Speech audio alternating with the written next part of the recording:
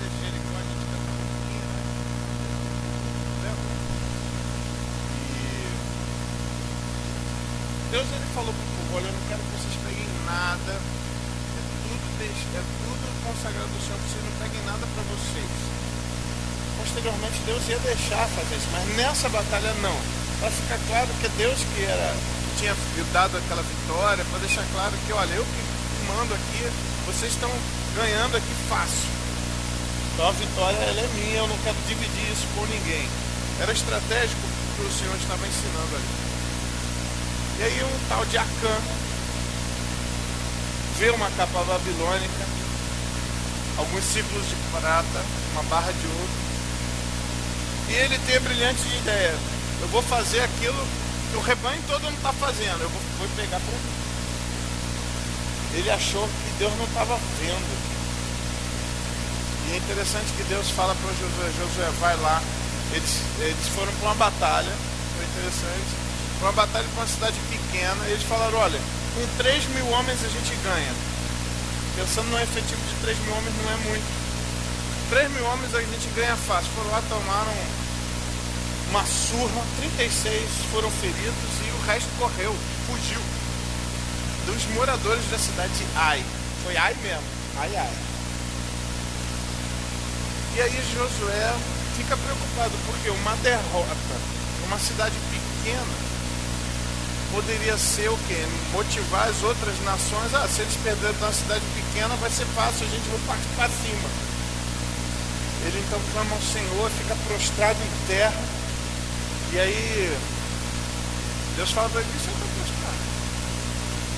Teve um aí que foi contra mim, desobedeceu o que eu falei. E detalhe, está escondido na bagagem dele. Deus até deu certo, ainda contou onde estava. Está lá.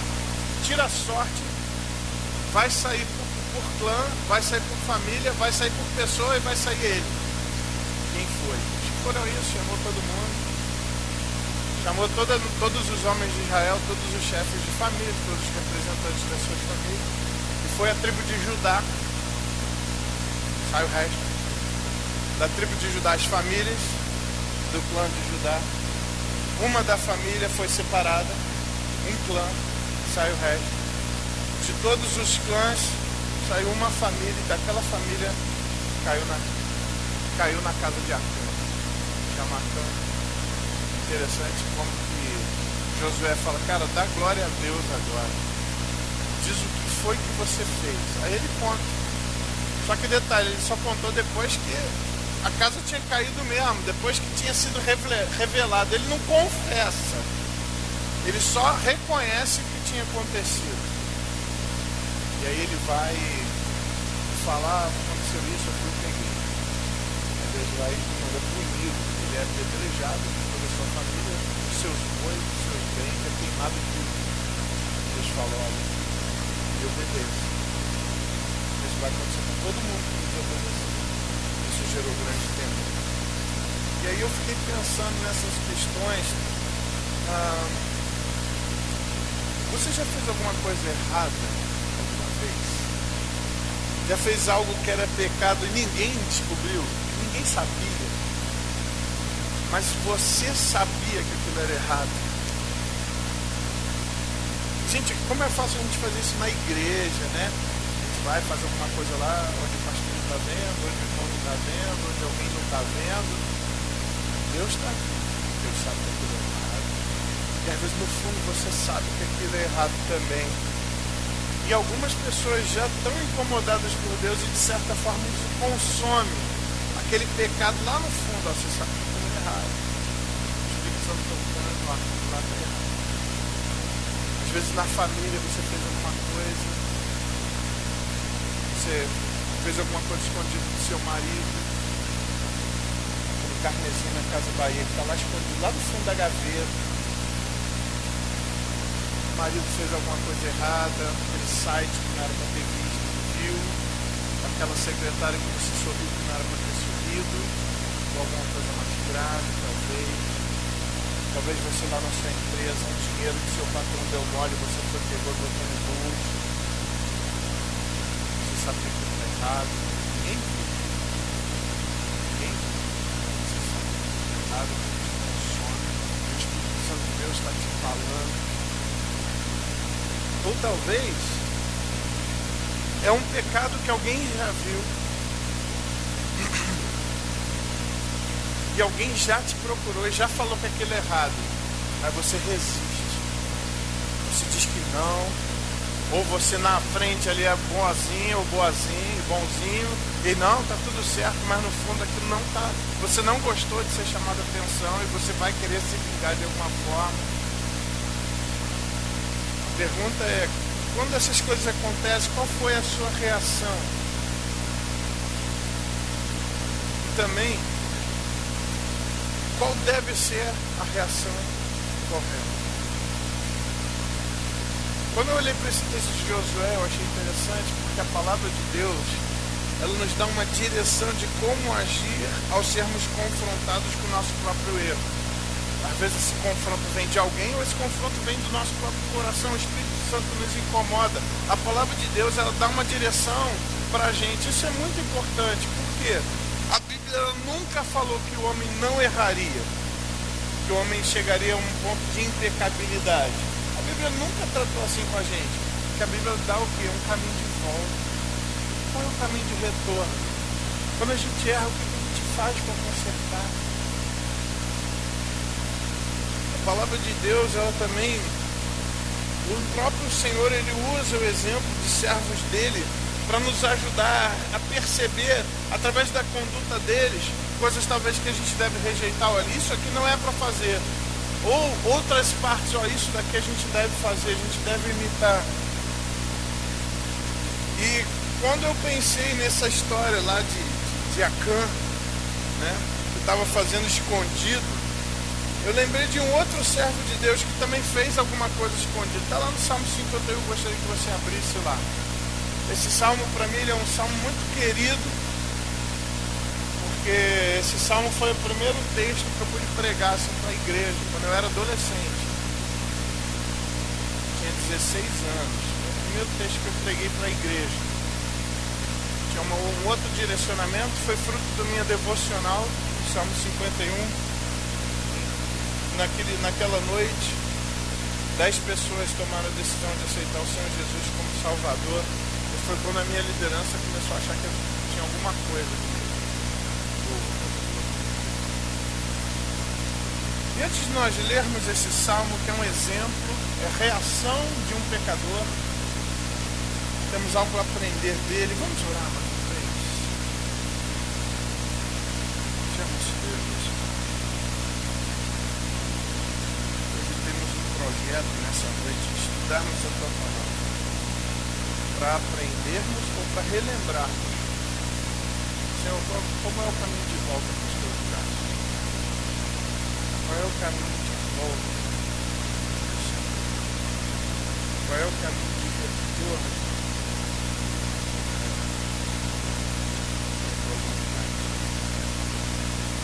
Nós pedimos que o Senhor venha nos abençoar. Que o Senhor nos ajude a relembrar ou aprender o que devemos fazer quando somos confrontados pelo teu Santo Espírito, por algum irmão, por algum conselheiro, por alguma liderança, o que devemos fazer quando confrontados pelo nosso próprio erro. Senhor, tem misericórdia das nossas vidas e abençoa, Senhor, usa o pregador como instrumento do Senhor para transformação, para lapidação, para tirar arestas, para parar pedaços. Mesmo que se seja necessário arrancar lascas do nosso coração para estarmos mais parecidos com o Senhor, faz isso, ó Deus. Para a glória do teu nome, pelo teu amor. Pedimos e agradecemos em nome de Jesus. Amém. Irmãos, lá no Salmo 51, quando a gente começa a estudar o Salmo 51, nós temos um contexto escrito no próprio Salmo.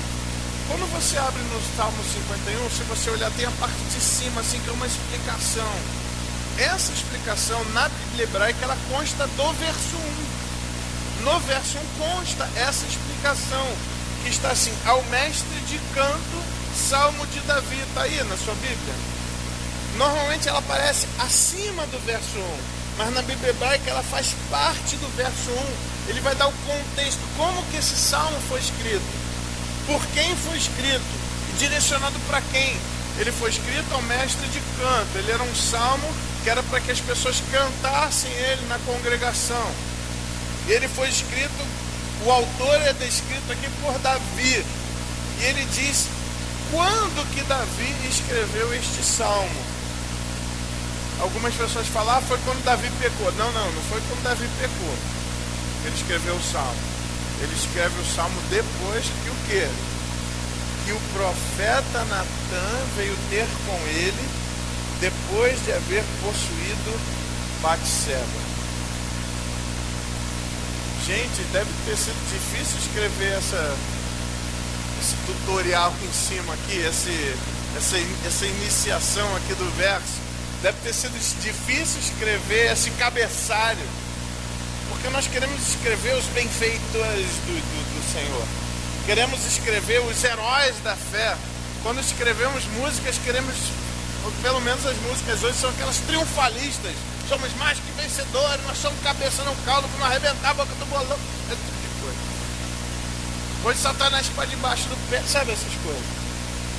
Mas o autor aqui está falando, não, eu estou escrevendo isso no dia que eu pequei. E dá um nome do pecado. Eu gostaria que nós olhássemos o contexto. O contexto dele está lá em 2 Samuel, capítulo 11 e 12. Nós vamos ler rapidamente a história.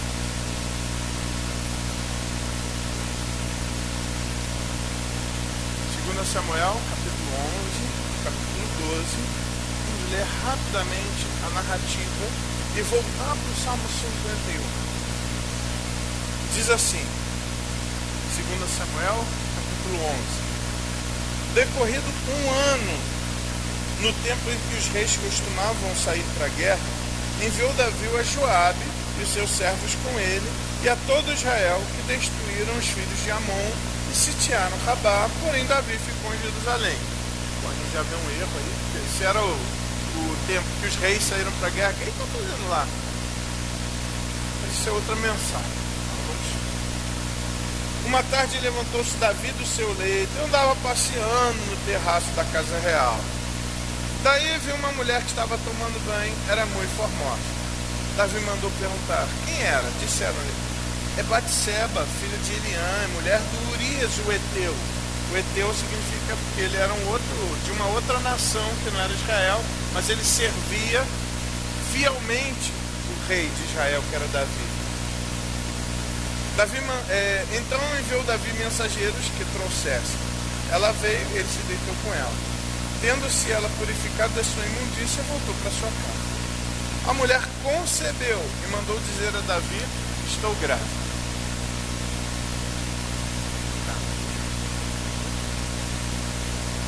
Existem pecados que conseguem ficar escondidos por um bom tempo. Esse tinha data de validade, né, de ficar escondido. Então enviou Davi mensageiros a Joabe, dizendo, manda-me Urias o Eteu. Joabe enviou Urias a Davi. Vindo, pois, Urias a Davi, perguntou este, como passava Joabe, como se achava o povo e como ia a guerra. Como se ele tivesse chamado um dos seus generais para dar um relatório de como havia a guerra. Depois disse a Davi, a Urias, desce a tua casa, lava os teus pés. Saindo Urias da casa real, logo se lhe seguiu o presente do rei.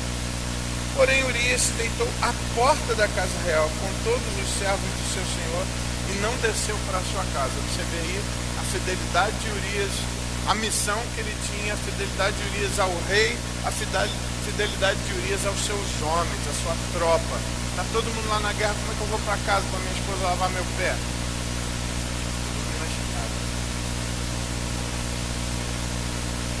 Talvez seria o grande herói da história. Fizeram-no saber a Davi, dizendo, Urias não desceu à sua casa. Então disse Davi a Urias, não vens de uma jornada? Por que não desceste à tua casa? Respondeu Urias a Davi, a arca, Israel e Judá ficam em pé. Joabe, meu senhor, e os servos do meu senhor estão acampados ao ar livre. E eu de eu entrar na minha casa para comer e beber e para me deitar com minha mulher. Tão certo como tu vives, como vive a tua alma, não farei tal coisa. Né? Noção, cara, de honra, de dever, que patriotismo e também, poxa, que companheirismo com seus amigos, né? Eu fico imaginando esse homem voltando. E aí, como é que foi lá? Ó, vou pra casa não faltar gente. Então, disse Davi a Urias: demora-te aqui ainda hoje, e amanhã te despedirei. Urias, pois, ficou em Jerusalém aquele dia e o seguinte. Olha como Davi ainda está enrolando para que ele possa ter lá o contato com a esposa dele, tentando encobrir o pecado. Davi o convidou e comeu e bebeu diante dele e embebedou. À tarde saiu Urias a deitar-se na sua cama com os servos de seu senhor, porém nem bêbado o cara desobedeceu. Nem bêbado o cara desonrou os seus homens e o seu rei. Que coisa, né? A estratégia, cara, de Davi, como ele estava realmente empenhado em ter uma ética duvidosa para ter o pecado dele encoberto. Isso é um perigo que a gente tem que ter conosco mesmo. Como que às vezes para encobrir um pecado eu estou disposto a mentir, ou a trair, ou a fazer alguma coisa que é errada. Bom, Davi percebeu que essa estratégia não ia dar certo. Pela manhã, Davi escreveu uma carta a Joabe e lhe mandou por mão de Urias. Escreveu na carta dizendo: ponde a Urias na frente da maior força da peleja, deixai-o sozinho, para que seja ferido e morto. Não pensou, cara? Que frieza! Mandar pro cara, o cara entregar pro general, o general olhar pro cara e falar: pô, não acredito que Davi fez você entregar essa carta. Ele estava entregando simplesmente a sentença de morte. Olha, pega ali o ponto em que a batalha é mais feroz, é mais difícil, o ponto que é mais estratégico, porque eles estão defendendo com os melhores homens. Você manda Urias ir na frente da batalha. E quando a batalha começar, você recua e deixa Urias sozinho lá. Cara, é muito atraído. Muito. Olha o que ele estava disposto a fazer para encobrir o pecado dele. E quando nós olhamos, pessoal, para esse texto, nós precisamos olhar para a palavra de Deus como um espelho. Será que nós também não poderemos ter, em algum momento, diante de algum pecado, aquele sangue frio de estar disposto a fazer outras coisas erradas para esconder o nosso erro, para encobrir o nosso pecado? Quando a nossa esposa faz aquela pergunta difícil: cara, você fez isso? O que você está disposto a fazer para encobrir o seu pecado? Ou quando o marido pergunta: fulano, você fez isso? Ou fulano, você não fez isso que eu te pedi? Como você está disposto a agir para encobrir o teu pecado? Quando o seu pai te faz uma pergunta: você fez isso? Ou quando seus filhos fazem: papai, você fez isso? Mamãe, você fez isso? Ou quando teu chefe falou: você já fez aquilo, ou já fez aquilo outro? O que você está disposto a fazer para encobrir o erro? Quando o seu pastor pergunta: você fez isso? O que você está disposto a fazer para encobrir o seu pecado?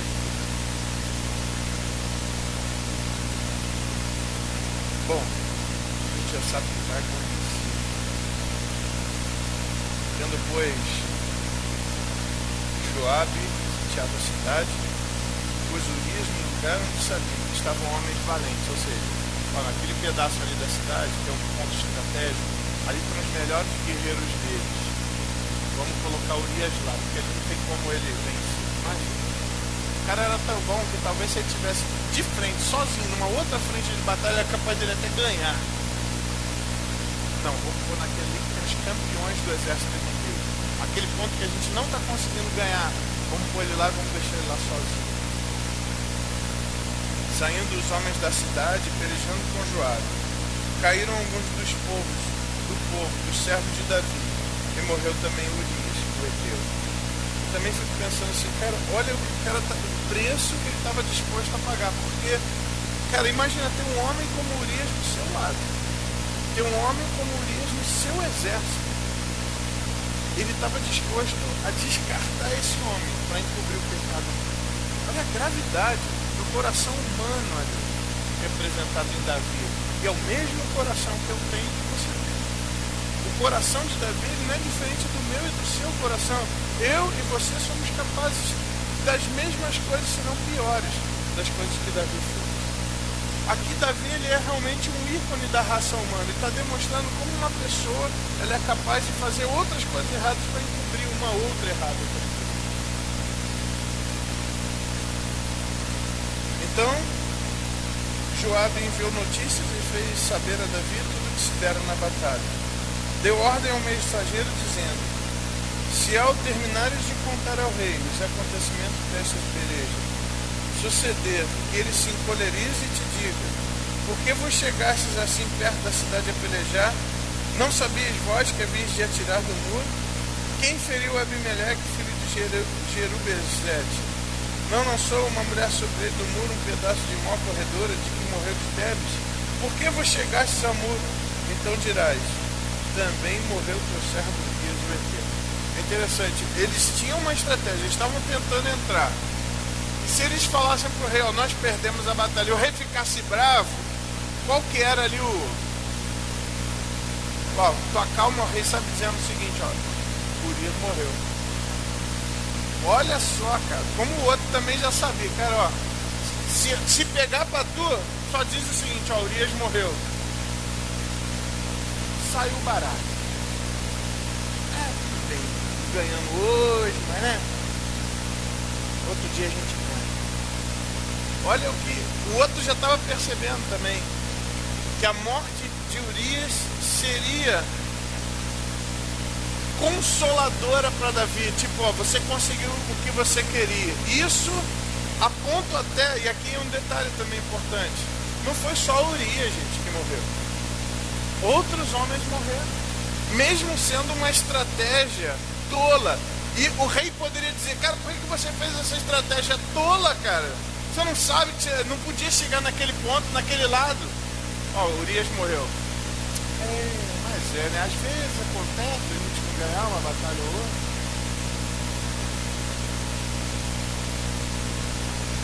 Partiu o mensageiro e chegando fez saber a Davi tudo que Joabe lhe havia mandado dizer.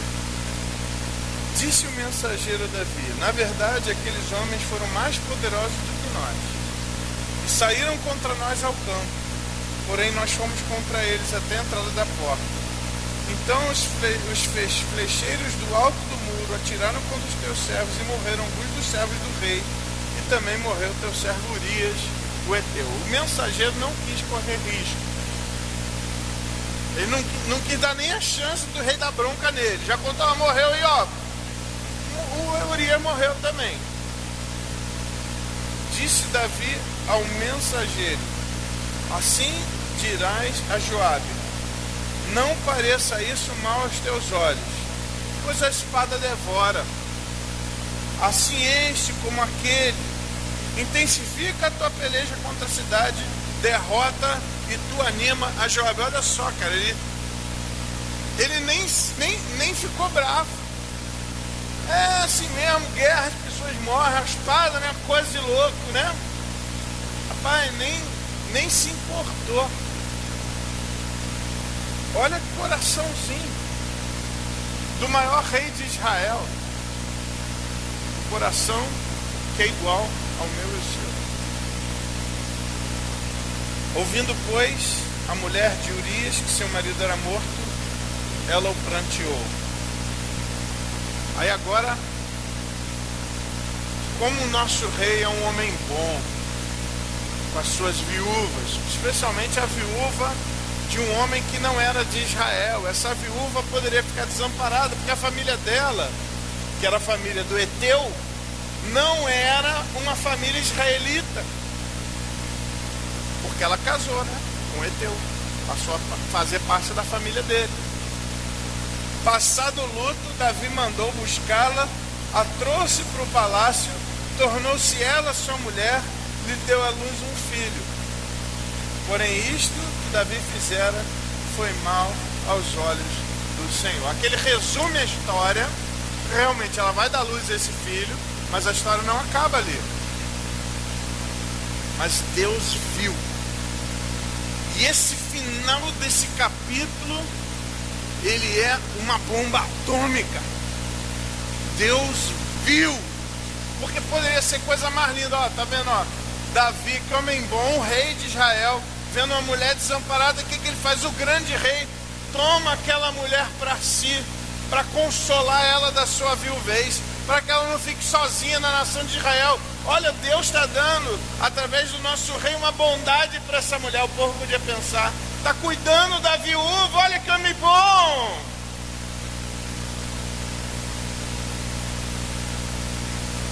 Cuidou da viúva tão bem, e a viúva está até dando mais um descendente para o nosso rei. Olha como é bom esse nosso rei. Aí o último verso é demais, né? Porém, esse porém que quebra as pernas, né? Porém, isto que Davi fizera foi mal aos olhos do Senhor. Bom, dentre vários, pessoal, se a gente pudesse listar aqui os pecados de Davi, a gente podia dizer os maiores, porque tiveram vários aqui: o adultério, a mentira, o assassinato. Quais são os seus pecados? Aí é você que tem que pensar, né? A história de Davi foram basicamente esses três, mas o seu? Pensando aí, tem alguma coisa que você faz que só você sabe que é errado, ou que talvez alguém mais saiba que é errado, e talvez você não está conseguindo lidar com isso. Uma vez eu conversei com um irmão e havia um problema na questão do adultério, e eu perguntei para ele, por que logo da primeira vez, cara, que ocorreu esse problema, você não me procurou? Pastor, eu não sabia como que eu ia falar com o senhor, e eu tive medo, e no fundo eu achava que eu ia conseguir sair dessa sozinho. Medo.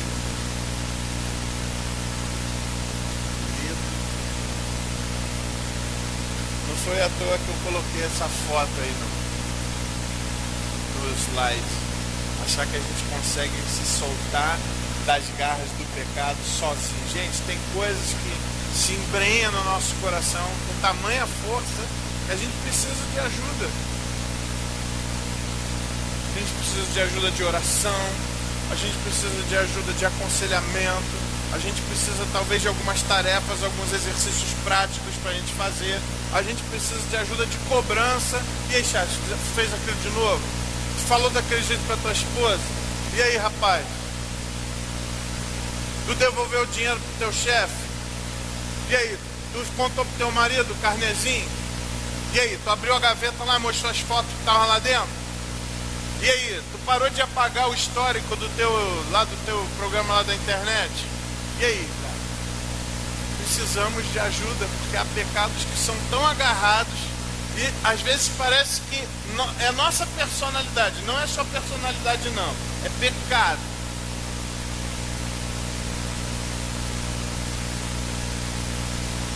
Eu lembro de uma pessoa que falava gritando com todo mundo.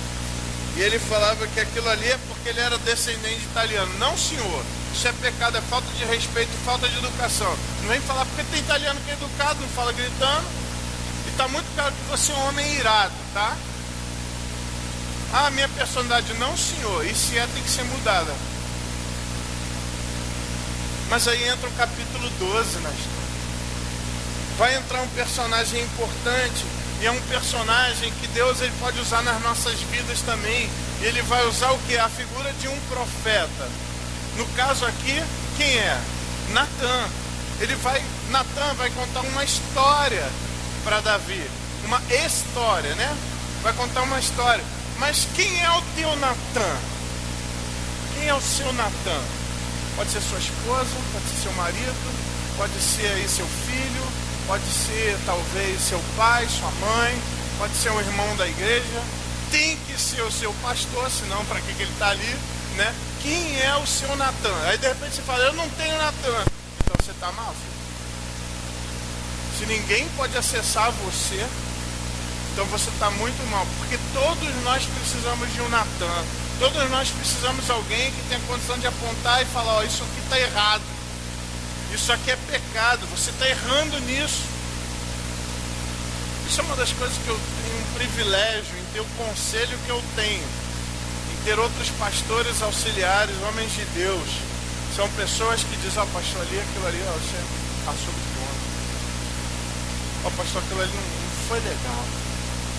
E o pastor, antes de ser pastor, ele é ovelha, ele tem que estar disposto a ouvir a exortação dos Natãs que Deus, porventura, coloque no caminho dele. O problema é quando o pastor está acima de qualquer exortação, é aquele homem que não peca jamais. Todo mundo precisa de um Natan. E olha, Natan, ele vai lá conversar com Davi. E ele vai didaticamente mostrar para Davi o que Deus já tinha visto. E ele vai contar para Davi, olha a perspectiva de Deus do que você fez, rapaz.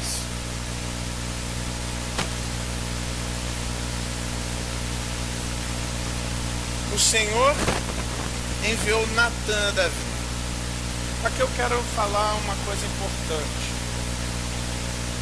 Quando você percebe alguma coisa errada na vida do seu irmão, quando você vê alguma coisa errada na vida dele, perceba que Deus manda você corrigir o seu irmão. Quando você vê um pecado, não é alguma coisa que você não gosta, é um pecado, você pode dizer, assim como está escrito aqui, o Senhor enviou aquele Natan para falar com aquele Davi. Você viu o seu irmão pecando, você está indo para ajudar ele, para exortá-lo com amor, para encorajá-lo ao acerto, você está indo então em nome de Deus, porque Deus mandou a gente corrigir o irmão quando a gente erra. E é interessante que esse texto ele pode se repetir na sua vida. Essa primeira frase do capítulo 12, o Senhor mandou Natan a Davi. Por que isso é importante, irmãos? Porque eu e você, nós lutamos com um pecado que é chamado temor a homens. Não é natural para nós querer chamar a atenção de alguém, principalmente a gente que é brasileiro, a gente quer estar bem com todo mundo. A gente não quer colocar nossa amizade ou a nossa reputação de bonzinho em risco. A gente não quer ser o desmancha-prazeres, o estraga-festa, o espalha-roda. Mas se você vê o seu irmão em pecado, você tem que entender que o Senhor está mandando, está enviando você para conversar com aquela pessoa, para mostrar o erro dela. O Senhor enviou Natan a Davi. Eu estou indo falar com aquele irmão, não é porque eu quero, não é porque eu acho legal, não é porque eu estou aqui sorrindo, é porque eu não quero falar com ele, não quero que ele me ache chato, eu não quero que ele me ache mal ou bravo. Eu estou indo porque Deus mandou eu ir. A Bíblia diz claramente, Mateus capítulo 18, verso 15, se seu irmão pecar, vai entre ti e ele só, mostra-lhe o erro. Se teu irmão te obrigaste. Gálatas 6:1 diz, se você surpreendeu seu irmão pecando, vós que sois espirituais, corrigiu com espírito de brandura e cuide-se para que você também não caia. Deus, ele manda. Se você vê seu irmão pecar, você tem que corrigi-lo. E se você não corrigir, o pecado é de quem? Seu. Aí entra um problema. Se eu vejo meu irmão pecar, Deus manda eu ir lá e corrigir, não manda? E aí eu não corrijo, eu desobedeci a Deus. Eu pequei. Percebe o problema? Ou seja, quem estava com pecado era ele. Deus me deu uma oportunidade ao ver o meu irmão pecando, eu vou lá conversar com ele. Aí eu falo assim, Deus quer isso, mas eu não vou fazer o que Deus quer. Qual é o nome disso, pessoal? Desobediência, rebeldia. E aí eu preciso então fazer uma escolha. Irmão, você precisa fazer uma escolha. Se você vê o seu irmão pecando, você não exorta ele com amor, você não chama a atenção dele, não faz o primeiro passo,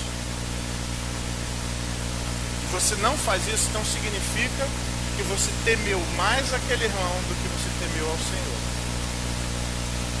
Fez sentido? Porque eu e você precisamos decidir a quem tememos mais. Você acha que era fácil para Natan chegar lá para Davi e falar: Davi, ó, deixa eu te contar aqui uma história. Você acha que era fácil para ele? Porque Davi, pessoal, tanto é que foi a dica ali do general: ó, se Davi ficar bravo contigo, porque quantos mensageiros morriam porque a mensagem não era legal? Ó, mata esse cara aí porque eu não gostei da mensagem dele, né? O profeta podia acontecer a mesma coisa com ele, como veio acontecer mais pra frente. Mas ali ele está falando: se você tem que escolher quem você teme mais. E aí você tem que escolher, irmão, quem você teme mais. Você teme mais o Senhor, ou você teme mais o seu irmão que está pecando? E aí você tem que decidir. Eu só quero dizer que a Bíblia vai falar que feliz é aquele que teme ao Senhor e anda nos seus caminhos. Mas quem teme o homem arma para si ciladas, armadilhas.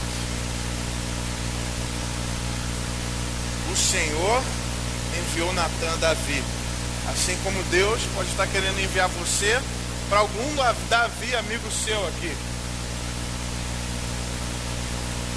Ah, mas eu já falei com ele. Ué, parou o texto bíblico? Mateus 18 acabou ali?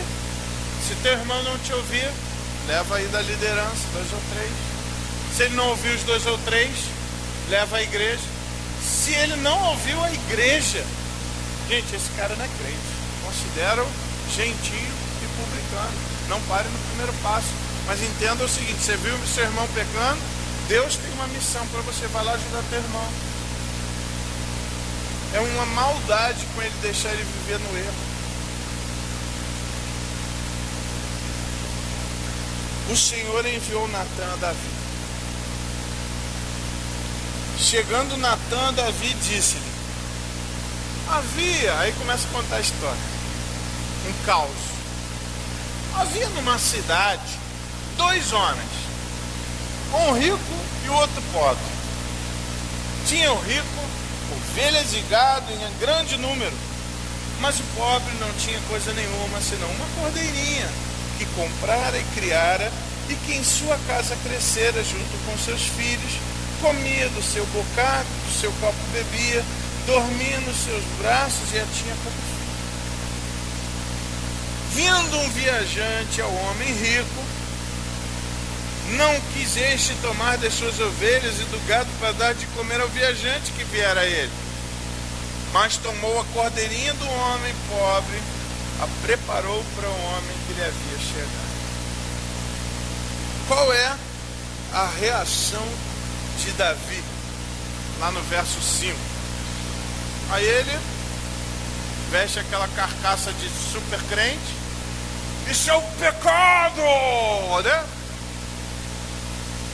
Diz que se.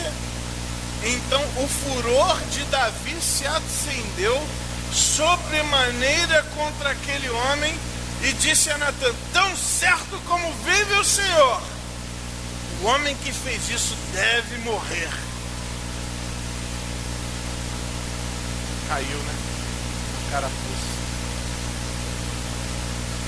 Pessoal, essa história ela está narrando a perspectiva de quem sobre o pecado? De Natan? De Urias? De Betseba? Não. Está narrando como aquilo foi para quem? Para Deus. Para Deus. Como Deus viu aquilo. E quem era o rei nessa história aí? O próprio Deus. Falou: ó, Davi, tu acertou aí no diagnóstico, acertou na receita, tinha que fazer isso mesmo com esse cara. Tu acertou, cara. Esse cara merecia isso. Foi isso que Deus fez com Davi. Deus aplicou a pena, que estava justa, que estava certa. Davi entendeu, cara. Nossa, esse cara foi um traíra, rapaz, tinha tudo que ele queria.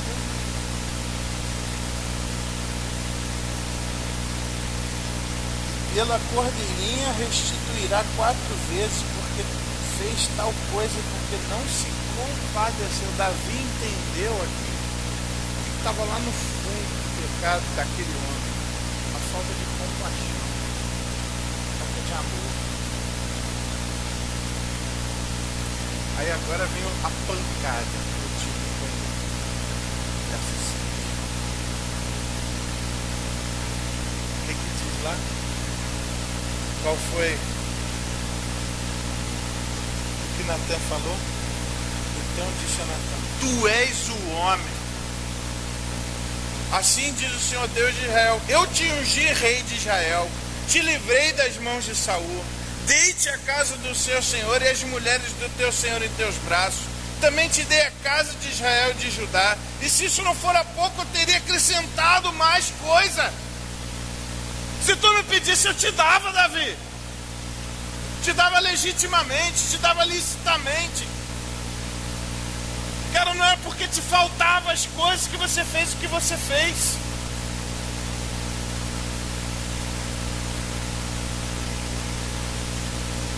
Porque, pois, desprezaste a palavra do Senhor. Agora, Deus, ele coloca o cerne da questão também. O seu pecado resume-se num ponto: você despreza o que eu estou mandando, você me desobedece. Por que, pois, desprezaste a palavra do Senhor, fazendo o que era mal perante ele? A Urias, o Eteu, feriste a espada, e a sua mulher tomaste por mulher, depois de o matar com a espada dos filhos de Amon. Ele está falando: cara, Deus viu o que tu fez, para Deus não foi escondido o teu plano, não. O povo está achando bonito, Deus viu tudo. Não adianta tua fofoca por trás, não adianta lá tua escondidinha, não adianta o carnezinho lá no fundo da gaveta, não adianta lá o que tu apagou lá do histórico. Deus viu tudo.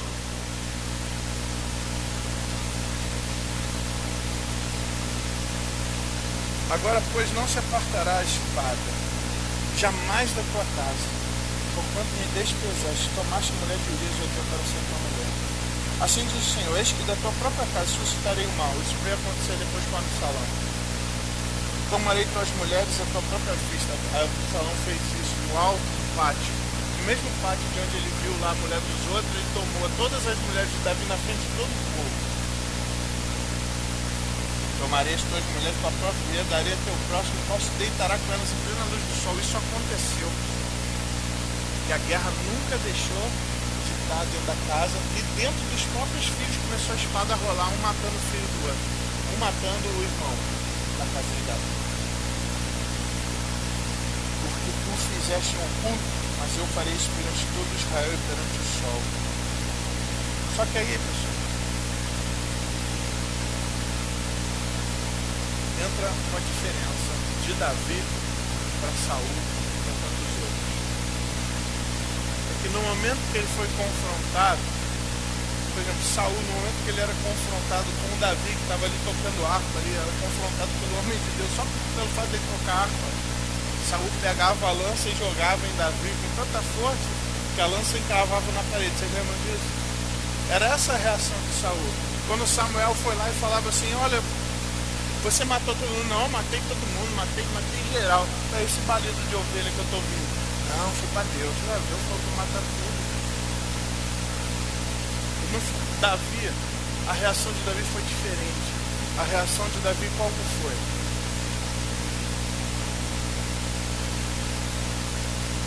Então disse Davi a Natã: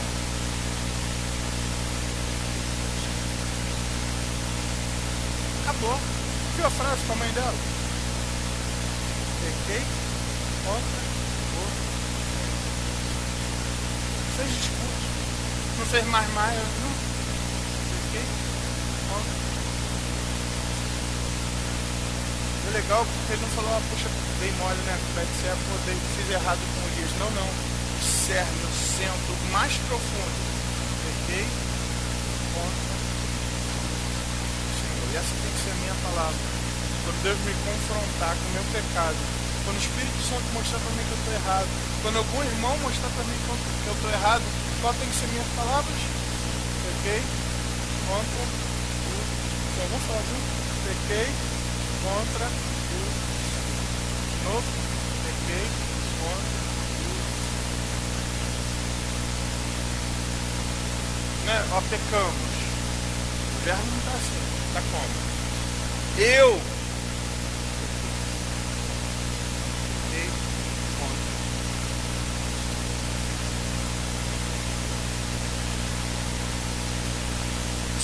Natan, Davi. Você percebe que Davi, a reação dele é uma frase só. Essa é a segunda reação de Davi. Agora já não é mais a enfurecida, já não é do cara que ainda está com a mascarinha lá, de bonzão, de bom rei, de justo, de protetor dos fracos e das viúvas, principalmente da viúva. Não. Deixa a máscara cair. Peguei do Senhor. Aí Natan retoma a conversa. Disse Natan a Davi: Senhor te perdoa. Demais, né? Na mesma velocidade que Davi reconhece seu pecado, Natan já diz: também o Senhor te perdoa do teu pecado. Sabe aquela sentença que tu deu lá para aquele homem lá que estava certo, que ele merecia aquilo morrer mesmo? Cara, tu estava certinho, era isso que tu merecia. Mas o nosso Deus é bom e justo, Ele é misericordioso, Ele é benigno. Deus te perdoa, Pai. Aquelas outras disciplinas, elas vão acontecer. A espada não vai sair da tua casa, vão tomar as tuas mulheres na luz do dia na frente de todo mundo. Cara, você não vai morrer.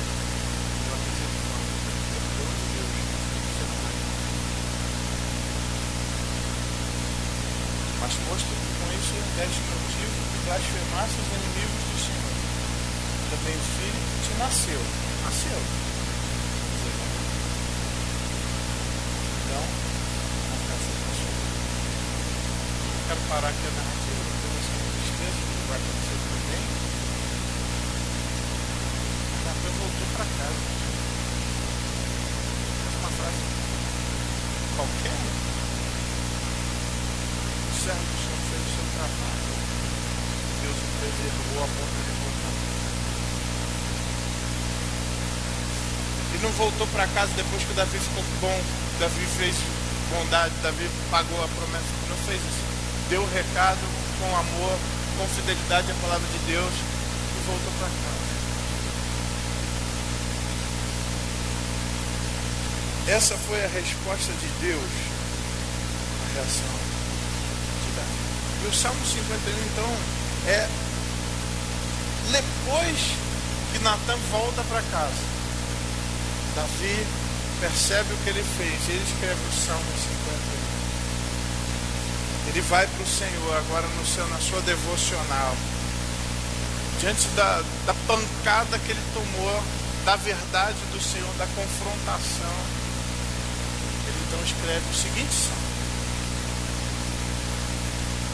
Ele começa suplicando perdão e purificação. Compadece-me de mim, ó Deus, segundo a tua benignidade, segundo a multidão das tuas misericórdias. Apaga, Senhor, as minhas transgressões. Lava-me completamente da minha iniquidade. Purifica. Primeira coisa que Davi faz, já começa pedindo perdão. Já começa suplicando perdão e purificação. Mas ele continua confessando a sua culpa. Ele diz lá, porque eu conheço as minhas transgressões. Não foi Natan que me mostrou ela. Eu já sabia. Deus já estava me mostrando, a sua palavra já tinha me dito que aquilo era errado. Eu conheço as minhas transgressões. E aqui é legal que ele diz, o pecado de quem? Não foi o diabo que me pôs naquela varanda para eu ver aquela mulher. Não foi o diabo que foi para nós beber. Mas não foi dele. O pecado é de quem? Diz lá. O meu pecado está sempre diante de mim. Eu fico imaginando Davi. Sabia que era errado o que ele estava fazendo. Assim como nós sabemos que é errado quando a gente está pecando. A gente sabe. Que daquele pecado estava lá.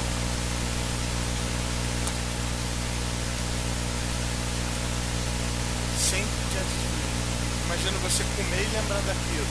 Você deitar e lembrar daquilo. E você tentar culpar os outros. Não, a culpa é dele, a culpa é do meu marido, a culpa é da minha esposa, a culpa é do pastor, a culpa é dos meus pais. O pecado está diante de você. Você sabe que é você. E o pecado está sempre diante permaneças em mim. Aí o versículo 4. Lembra? Pequei contra o Senhor. Ele repete, pequei contra ti, porque agora está falando direto para Deus. Contra ti somente pequei. É legal porque ele pecou contra outras pessoas, mas o cerne do nosso pecado sempre é contra quem? Contra Deus, pessoal. Sempre é. Davi está tendo a noção correta ali. Mesmo que eu tenha errado contra a esposa, esposo, pai, filho, patrão, empregado, lá na faculdade, é contra Deus que a gente peca, pessoal.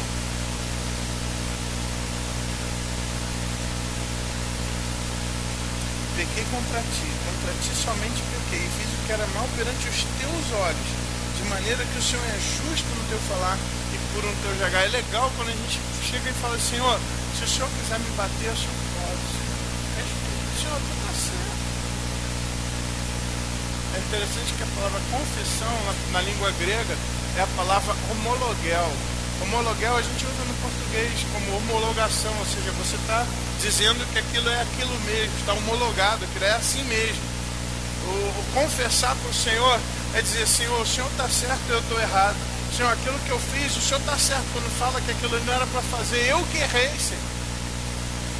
Isso é confissão, é concordar com Deus. Senhor, eu concordo, agora eu estou entendendo, eu concordo que aquilo que eu fiz é errado. Isso é confissão.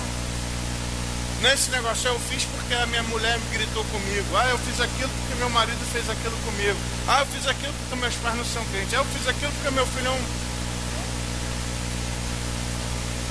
Senhor, o Senhor está certo, eu estou errado.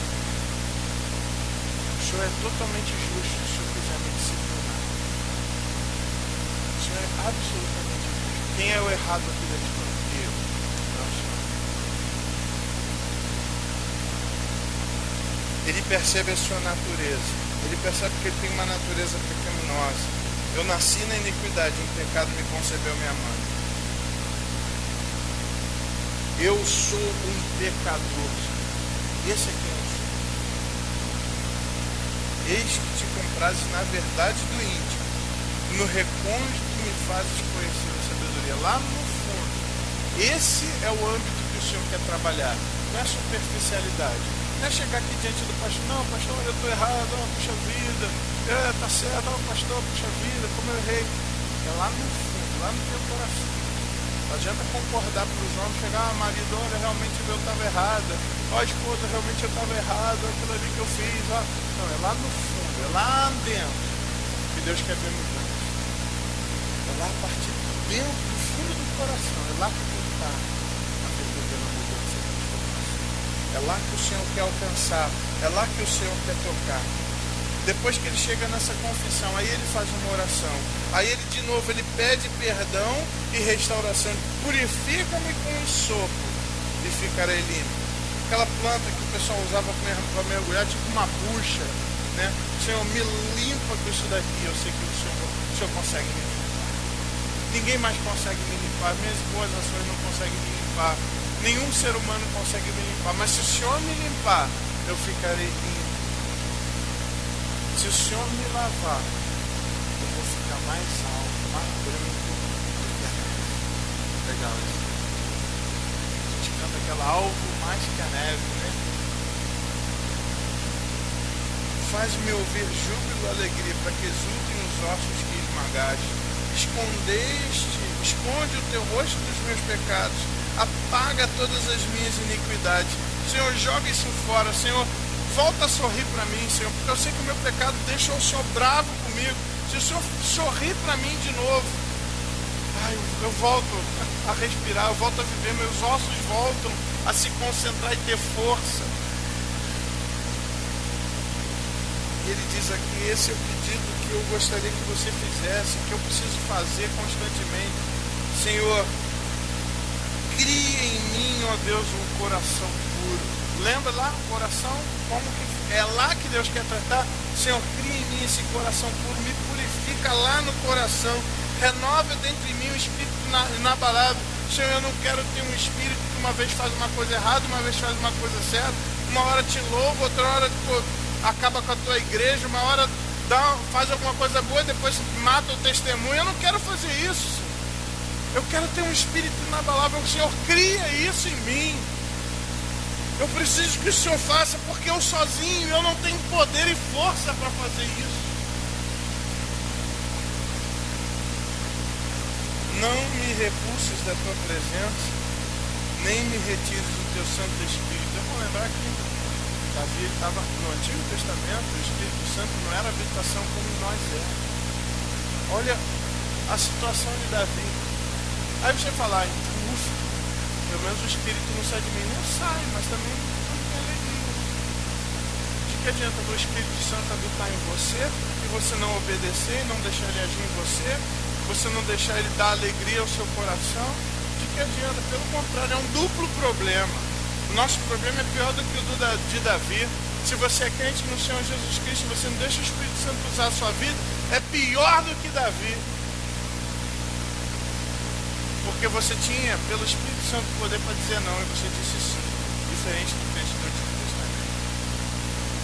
Não tinha habitação do Espírito Santo. Deus, Emmanuel, está conosco.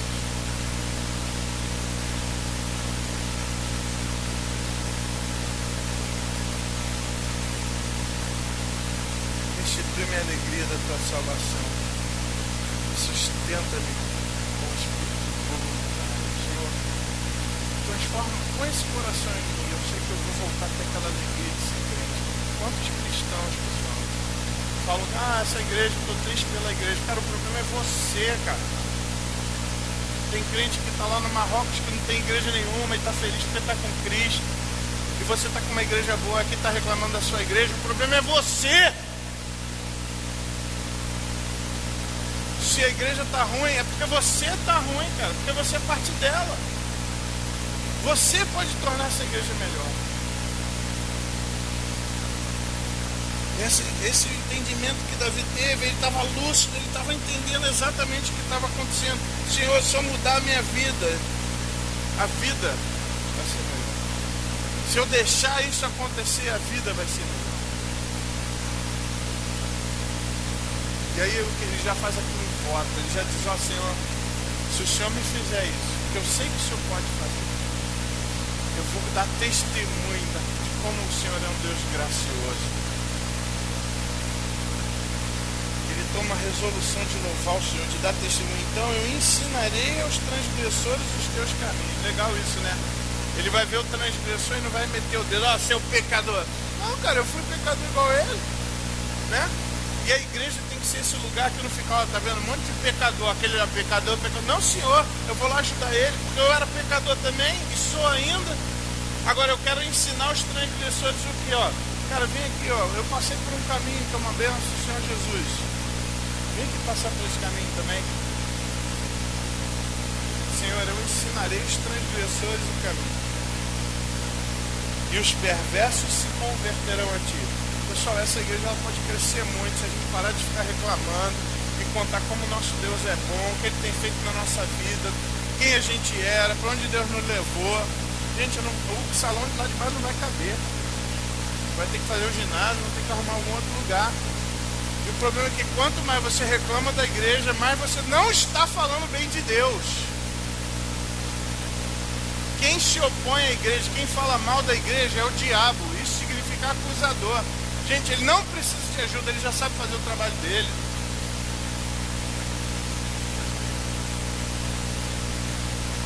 Davi se compromete a fazer, a ministrar, a servir.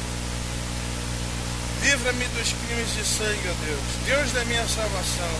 E a minha língua exaltará a tua justiça. Abre, Senhor, os meus lábios, e a minha boca manifestará os teus louvores. Eu vou falar quanto o Senhor é bom. Pois não, aí agora que olha a perspectiva de Davi, teológica, importante para mim e para você. Aqueles que gostam do legalismo, aqueles que acham bonito o que está por fora, mas não valorizam o que está por dentro. O Senhor não te comprases em sacrifício. Como não? Deus falou para trazer sacrifício no templo. Não falou isso lá no tempo de Davi? Até na época de Davi não havia ainda o tabernáculo, mas você tinha que levar. Como que Deus não tinha comprado isso? Como assim? Se fosse isso que Deus queria, só o sacrifício, eu traria aquela adoração externa. Estou aqui com a roupinha de ver Deus, crente, ó, estou aqui bonito e estou cantando, pronto, estou cantando, aceitou meu sacrifício de louvor? Aí Davi, ele percebe, não é isso que Deus quer. Deus não quer uma adoração externa, Ele não quer uma carinha bonita, uma roupa bonita. O que Deus aceita como sacrifício? Que tipo de sacrifício é agradável? O verso 17, esse aqui até hoje me quebra. Até hoje se me arrepende. Sacrifícios agradáveis a Deus é o espírito quebrantado. Aquela galera que não se acha, que não é o bonzão. É esse espírito quebrantado. O coração compungido e contrito. Esse não desprezarás. Esse Deus não joga fora. Esse Deus não despreza. Aquele culto lá pomposo, com a banda excelente, lá todo mundo vestido com roupa cara.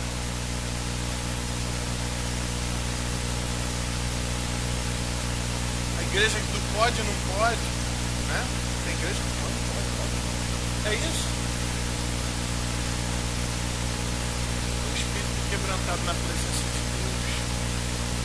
É aquele lá, o publicano, que não erguia a cabeça, fala: Senhor, ser propício a mim, porque sou um pecador. Ele não quer uma igreja de fariseus, de mão erguida lá na frente. Senhor, obrigado que não sou como esses fariseus. Que eu jejuo, dou dízimo, faço. Ele orava para ele, o outro orava para Deus. Vale para o Senhor o que é sacrifício agradável. E essa igreja vai fazer esse sacrifício que é agradável, sem desconsiderar o externo, porque o externo também é manifestação do que há no meu coração. Mas o que para Deus é o mais importante, o sacrifício que é agradável para o Senhor, primeiro é o espírito quebrantado e o coração compungido, apertado na presença do Senhor. É esse que Deus não rejeita, é esse que Deus quer, é esse que Deus busca como adorador, é esse que adora em espírito e em verdade. Senhor, eu não sei cantar direito, eu desafio até batendo palmo, mas Senhor, eu quero te adorar. Senhor, eu estou aqui para louvar o teu nome, porque essa semana eu não gritei com a minha esposa, eu fiz isso com o Senhor. Essa semana eu não deixei a comida fria do meu marido de propósito, como eu fiz das outras vezes. Eu fiz isso para o Senhor. Tu sabe que ele mereceu comer uma comida gelada, mas eu não fiz isso para o Senhor. Por causa do Senhor eu não quis fazer isso. O Senhor viu aquela grana que estava lá em cima, como eu estava precisando, mas eu não peguei o dinheiro do meu chefe, eu não roubei o tempo dele, eu não peguei o material dele. Senhor, eu fiz isso para o Senhor. Senhor, eu estou aqui, eu não mereço mais. Senhor, eu estou aqui quebrado, Senhor, porque eu sei que o Senhor é bom para mim, porque eu sei que o Senhor me amou a ponto de morrer na cruz, mandando o seu filho morrer na cruz por mim. Senhor, eu não estou aqui porque eu sou digno, porque eu mereço. Senhor, eu estou aqui quebrado, falido, necessitado do Senhor.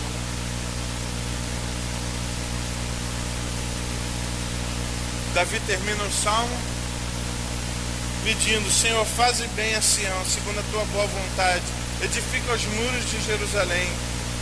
Aí eu fiquei pensando, o que tem a ver a vida dele com Jerusalém? Tudo, né? A minha vida, ela influencia a vida do todo. A vida de cada parte influencia a vida do todo. Se você for uma bênção, essa igreja é melhor, não concorda? Se você, eu, individualmente, querer ser fiel a Deus, a igreja ficou mais fiel, não ficou? Num membro, pelo menos, ficou. Isso Davi está percebendo. Se eu melhorar, Senhor, a nação melhora. Edifica os muros de Jerusalém. Então te agradarás dos sacrifícios de justiça, dos holocaustos e das ofertas queimadas, e sobre o teu altar te oferecerão novilhos. Aí beleza, Depois que o coração está com Deus, depois que o meu povo, que se chama pelo nome dele, buscou o Senhor, se humilhou, abandonou seu mau caminho, aí Deus vai ouvir. Aí Deus vai, não, agora pode cantar para mim, agora pode trazer seu novilho. Não adianta novilho sem coração, tem que ser novilho com coração. É o novilho com coração do adorador, eu quero os dois.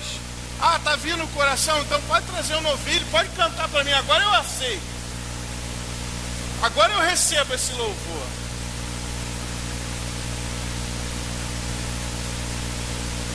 Pessoal, essa tem que ser a nossa oração. Eu quero encerrar essa mensagem com um detalhezinho que eu fui aprender esses dias. Como foi que Davi agiu com Natã? Porque encerra a história Natã voltando para casa. Gente, e eu queria contar isso para a igreja, sabe por quê? Porque às vezes, quando eu vou e exorto alguns, eu sei que alguns irmãos não querem mais sorrir para mim. Eu sei que algumas pessoas, depois que eu exorto, elas estão me odiando. Ou não, eu não odeio, só não quero mais conversar com ele. Gente, tem gente que faz isso comigo aqui na igreja. Dá aquele sorriso amarelo para não dizer que está pecando, que não quer mais conversar comigo, se afasta. Como foi que Davi agiu com Natã, com aquele homem que deu aquela patada nele? Como foi que Davi agiu com Natã? Olha que interessante. Natã continuou seu amigo e seu conselheiro até o fim. Ele teve um outro filho chamado Salomão. E quem consagrou Salomão, apresentou ele ao Senhor, Natã. Continuou sendo seu amigo, seu conselheiro, seu pastor, até o fim da vida de Davi. Natã estava lá. Sabe o que mais? Davi teve um outro filho depois de Salomão. E adivinha que nome ele pôs? Olha lá, abre lá. 1 Crônicas 3:5.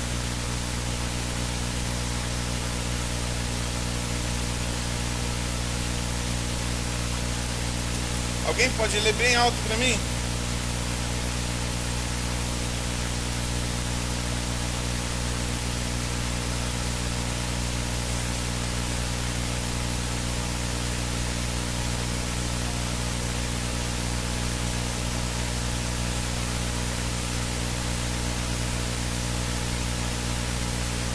Gente, Davi vai ter um outro filho com Betsebe. Que nome ele põe? Que nome ele pôs? O nome do cara que exortou ele. O nome do profeta que foi importante para a vida dele, para ele escrever esse salmo que está edificando a gente hoje. Ele amou esse cara. Ele amou o cara que estava ali botando o dedo na ferida dele. Ele amou o cara, falando, cara, tu é esse cara aí, ó, seu falso. Cara, Davi amou esse cara, continuou com esse cara como profeta, continuou como amigo dele, deu o nome do filho, Natã, presente. Eu apertei o botão errado. Adeus. E olha que eu vi também 1 Reis, capítulo 4.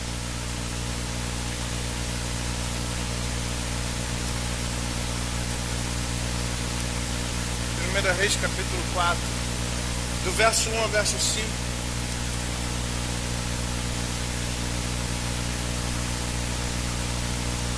Está falando da administração de Salomão.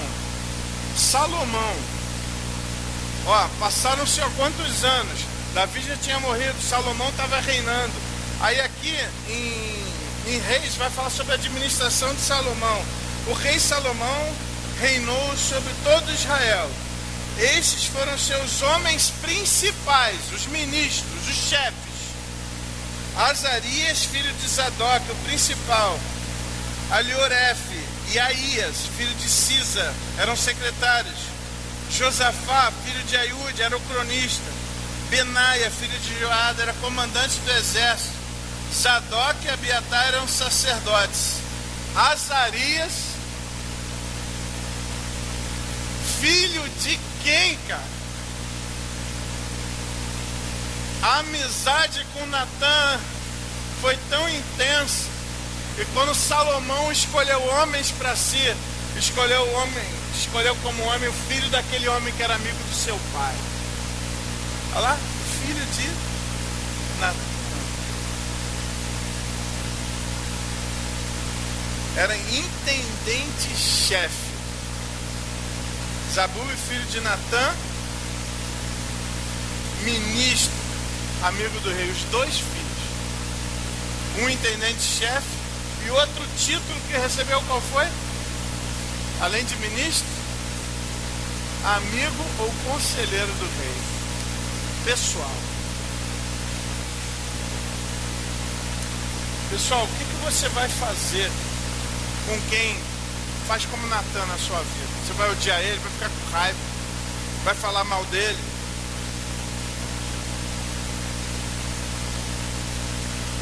Salomão, ele aprende essa lição e ele diz lá, vamos falar juntos isso daí? Melhor é repreensão franca do que o amor encoberto.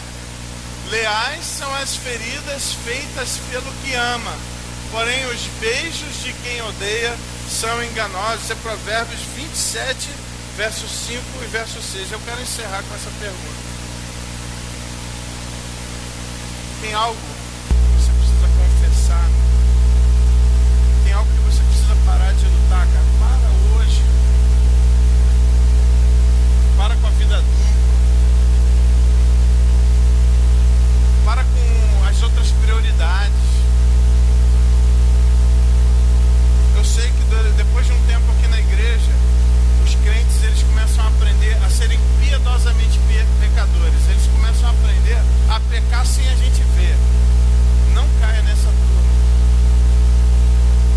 Não caia nessa turma.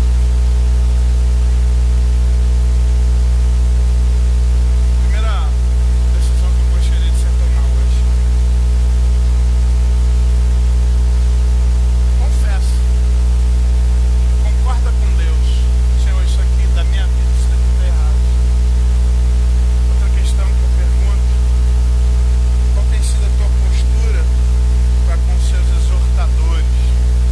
Ou com aquele irmão que foi lá e botou o dedo na sua ferida? Aquela pessoa que foi lá e mostrou que você estava errado. Qual é a sua postura?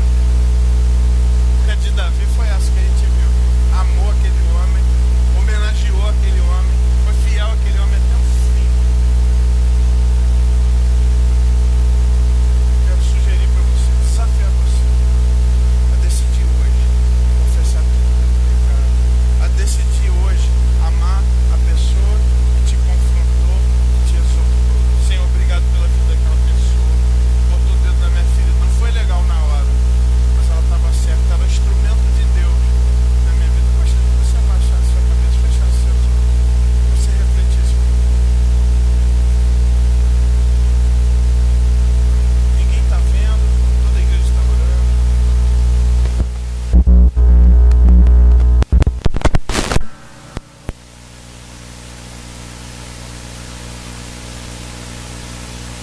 Fale com o Senhor, talvez você precisa confessar alguma coisa que está escondida. Não espera Deus revelar não, irmão. Se o Espírito Santo já está servindo de profeta na tua vida, recebe isso, peça perdão, confesse. Precisa de ajuda, vai lá, pede ajuda.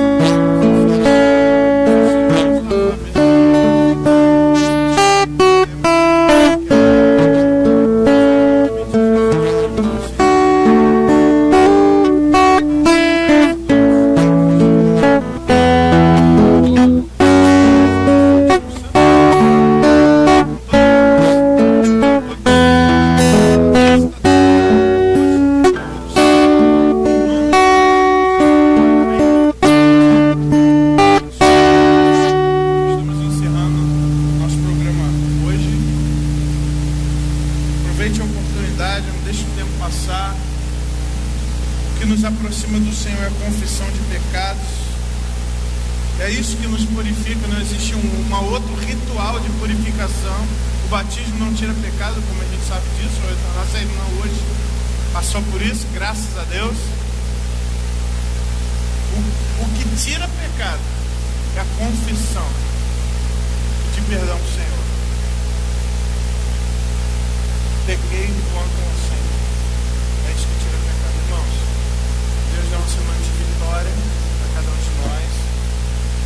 Que essa igreja se purifique através da confissão. Que essa igreja seja cada vez mais pura para o Senhor através da confissão. Que Deus possa estar abençoando também nossos queridos que estão nos assistindo pela internet. Vamos convidar pessoas para conhecer a verdadeira história do Natal. Domingo que vem, vamos encher essa igreja para compartilhar com eles do que tem transformado a nossa vida. Uma oração silenciosa. Nós estamos encerrados. Deus abençoe.